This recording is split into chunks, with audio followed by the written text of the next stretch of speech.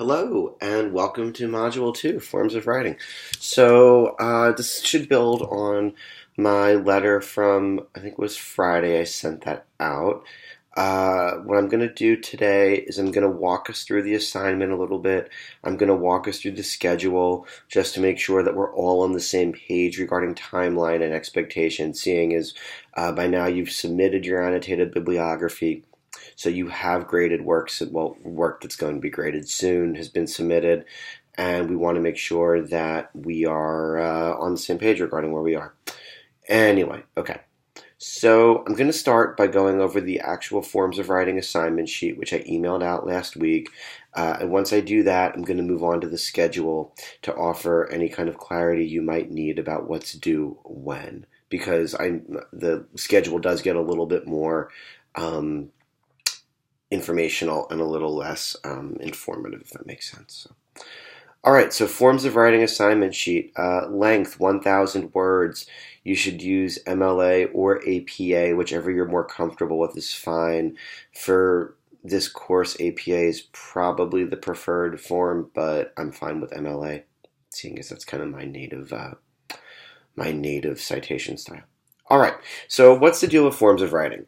So we spent the first 3 weeks of the semester creating an annotated bibliography, and that's kind of like the knowledge foundation that you're going to use for the duration of the course, or at least it should provide most of that foundation. What we need to do now is start to figure out audience.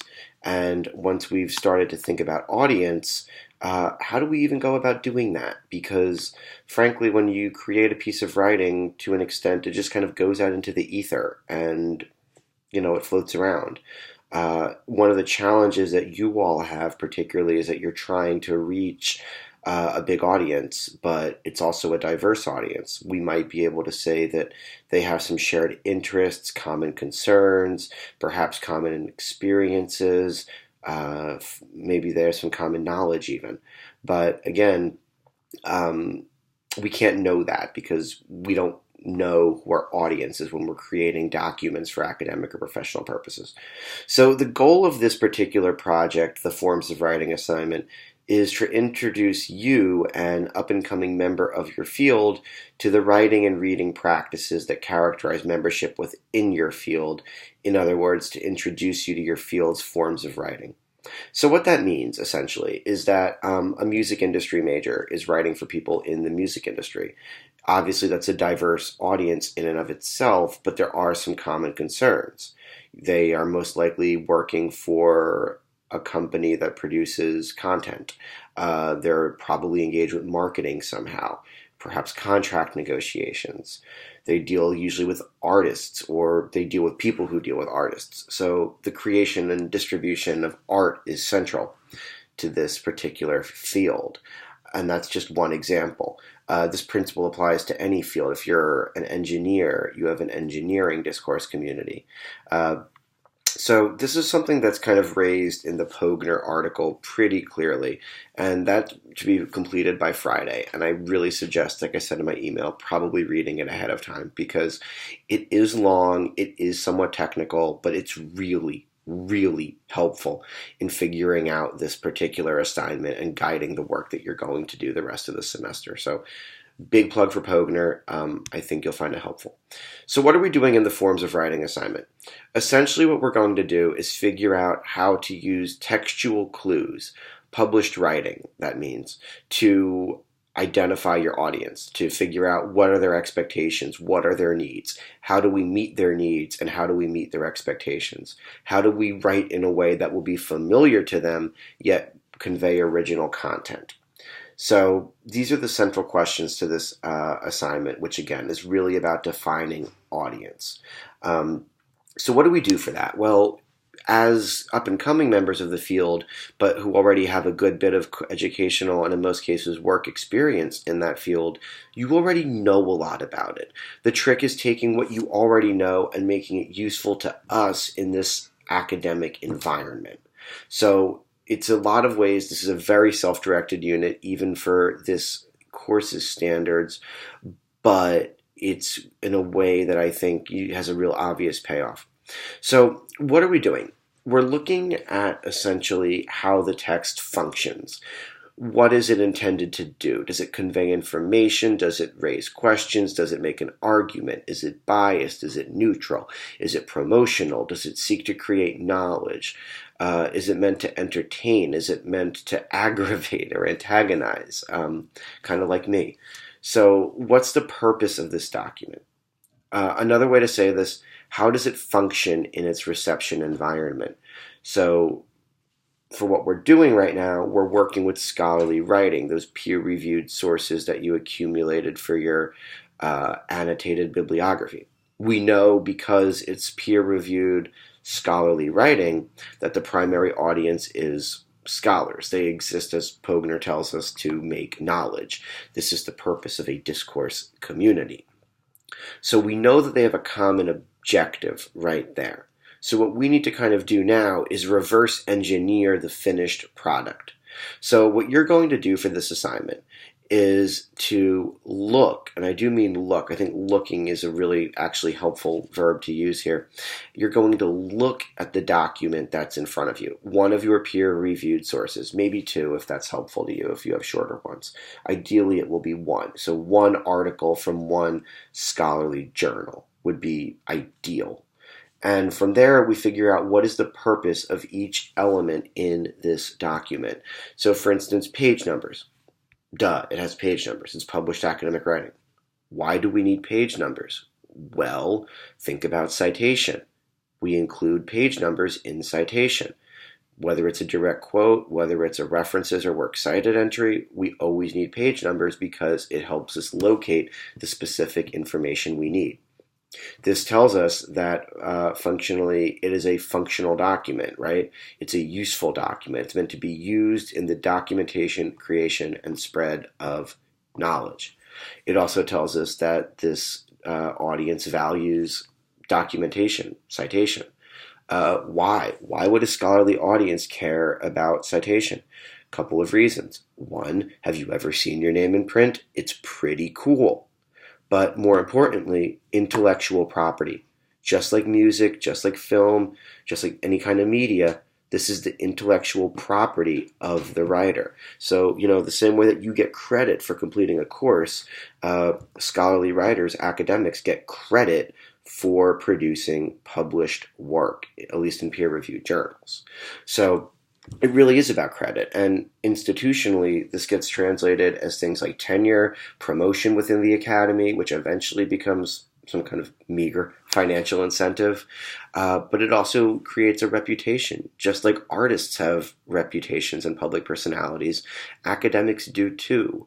So-and-so, for instance, the chair of our English department here, Professor Elizabeth Maddock Dillon, is a very well-respected early American and Caribbean scholar who's really remade the field in a lot of ways. So her reputation precedes her. She's invited to give guest lectures. She's invited to contribute to edited collections of scholarly projects.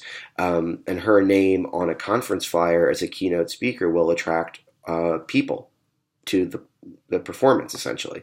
So it really is kind of similar to a media environment in that sense. And when we're asking about the value of intellectual property in academia, it matters a lot. So that's something to consider with something as simple as page numbers. At the same time, citation goes right into that. So why do we value citation? Well, we value citation because it shows how each writer uses the ideas of another writer. If a source is heavily cited, it means that it's an influential source. If a source is published and never cited, kind of fell flat.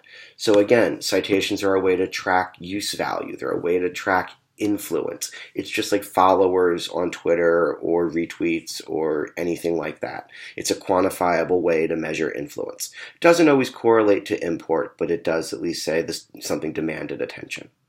So anyway, that's kind of the one instance of what we're doing in the forms of writing. Of course, there are much more technical things that are going to come into play. Things like language use. And this is where we get to genre conventions here. So looking at the genre conventions heading, A genre-based analysis requires you to use critical reading skills and break down a text. Essentially, you break off the parts from the whole to articulate how the author writes rather than what they actually wrote. So to do this, you have to keep in mind purpose and strategy. So again, why is the author writing? Who are they writing to?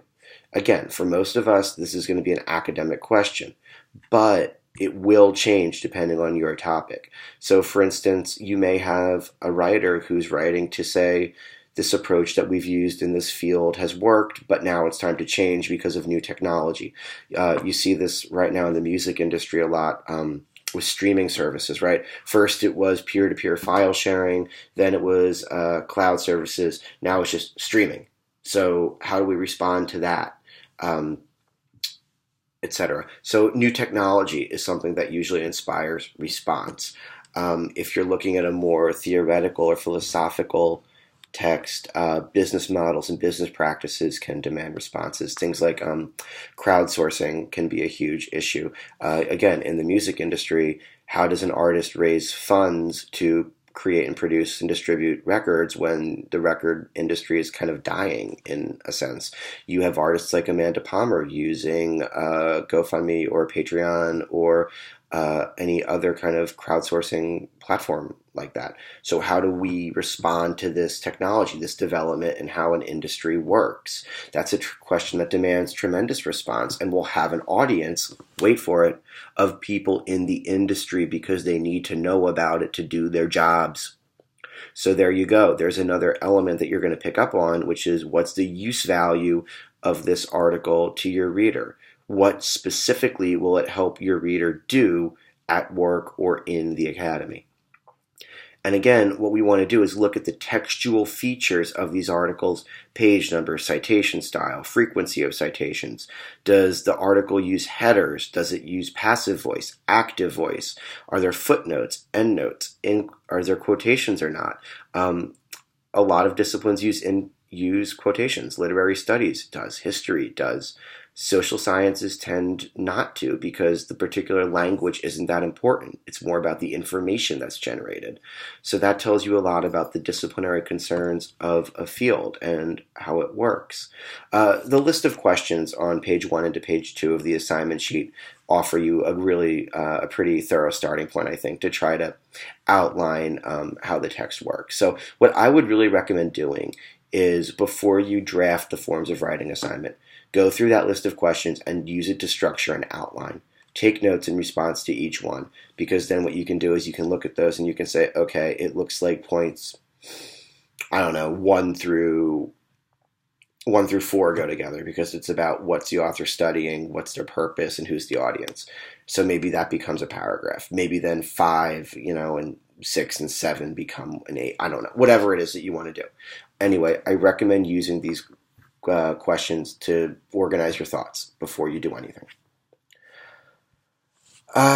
Okay, further down here, discourse communities and communities of practice.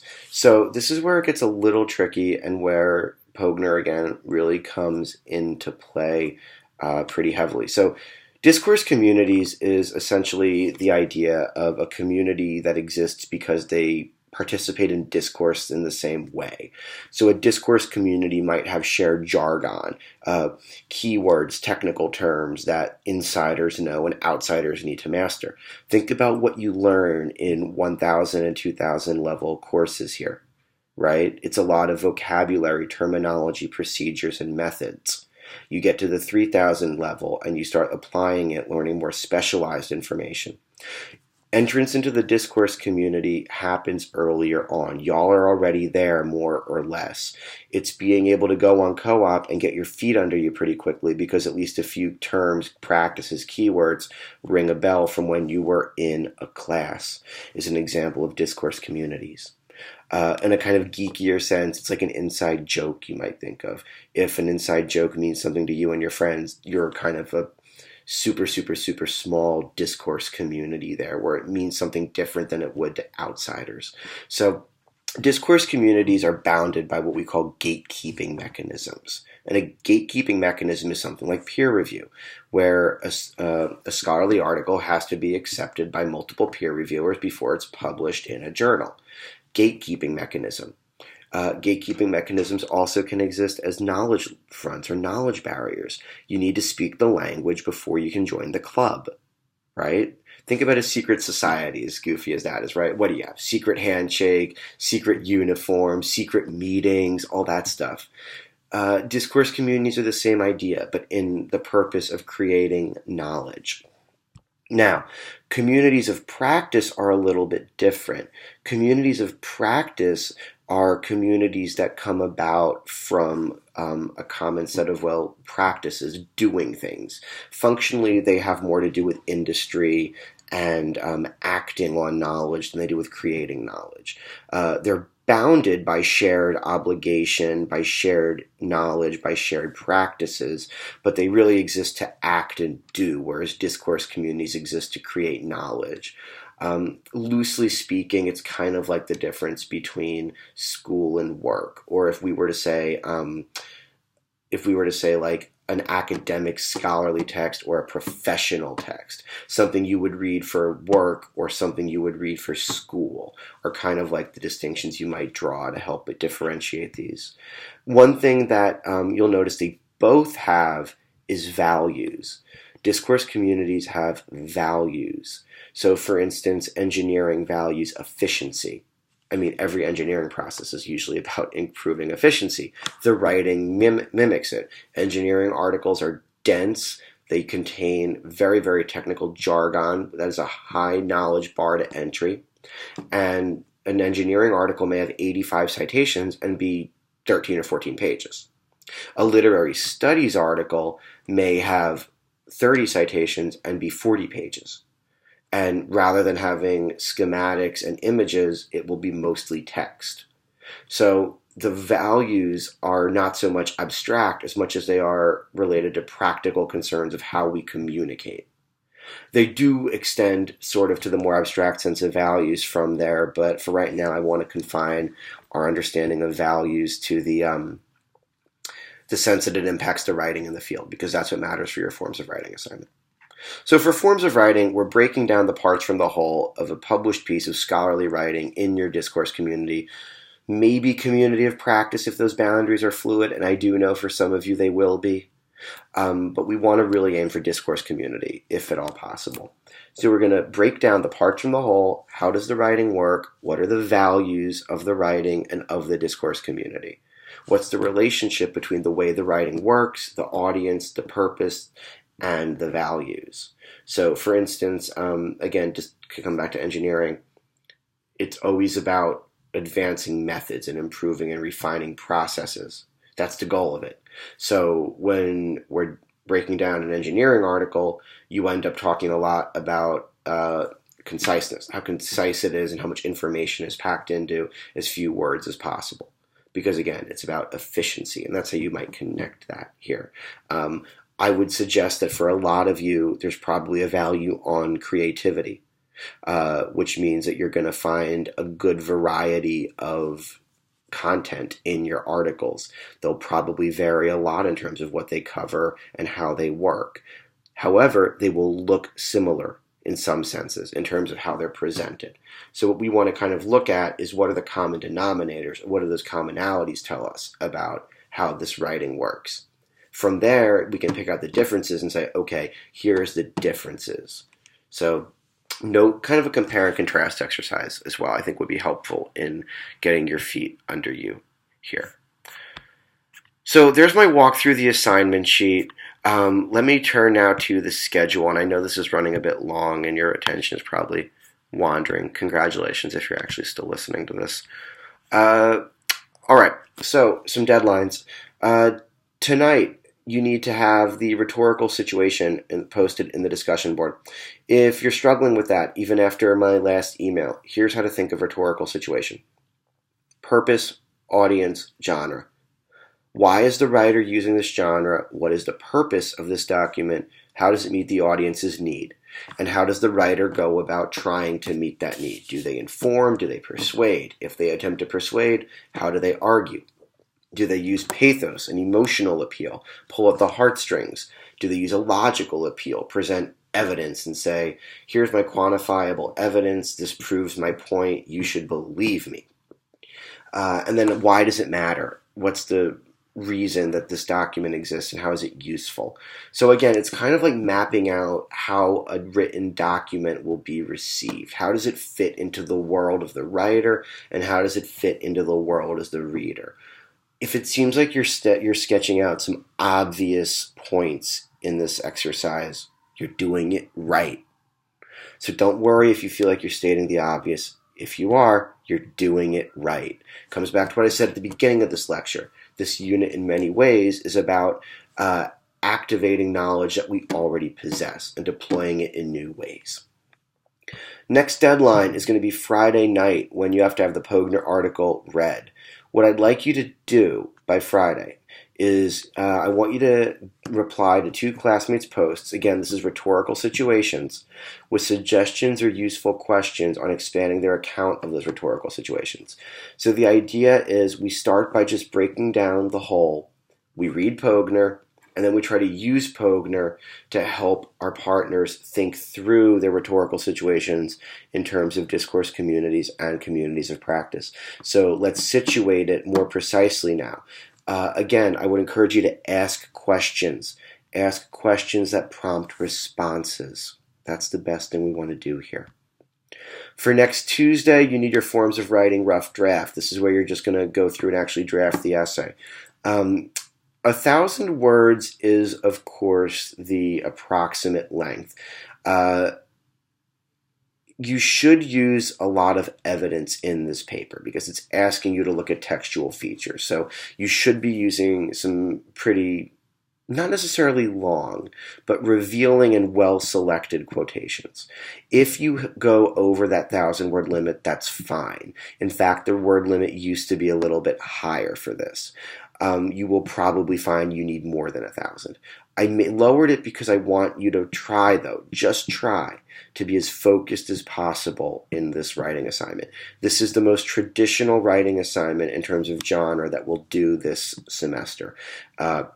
It's really an academic exercise. I'm your reader, and you're writing to show me that you've kind of understood your discourse community, perhaps community of practice, and certainly the form of writing in your field.